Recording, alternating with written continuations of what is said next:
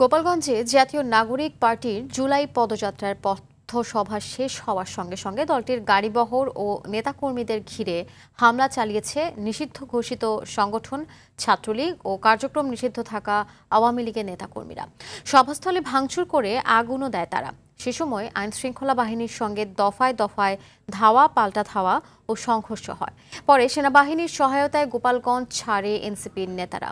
গোপালগঞ্জে আজ রাত ৮টা হতে পরবর্তী দিন বিকেল ৬টা পর্যন্ত কারফিউ জারি করা হয়েছে। বিস্তারিত জানাচ্ছেন মাইদুর রহমান রুবেল। এনসিপির পথসভা শেষে লাঠিসোঁটা নিয়ে হামলা চালায় নিষিদ্ধ ছাত্রলীগ সহ কার্যক্রম স্থগিত থাকা আওয়ামী লীগের কর্মী সমর্থকরা। চারদিক থেকে আটকে দেয় এনসিপি নেতাকর্মী ও পুলিশের গাড়ি। এ সময় পুলিশ ও সেনাবাহিনীর সদস্যরা সাউন্ড গ্রেনেড ও ফাঁকা গুলি ছুড়ে পরিস্থিতি নিয়ন্ত্রণের চেষ্টা করেন। এনসিপির নেতাকর্মীরা অন্য দিক দিয়ে গাড়ি ঘুরিয়ে ঘটনাস্থল ত্যাগ করেন। আইনশৃঙ্খলা বাহিনীর সঙ্গে দফায় দফায় সংঘর্ষ জড়ায় নিষিদ্ধ সংগঠনটির কর্মীরা। রণক্ষেত্রে পরিণত হয় গোটা এলাকা। পরিস্থিতি নিয়ন্ত্রণে সেনাবাহিনী ও পুলিশের সঙ্গে যোগ দেয় 4 প্লাটুন বিজিবি। জেলায় 144 ধারা জারি করে প্রশাসন।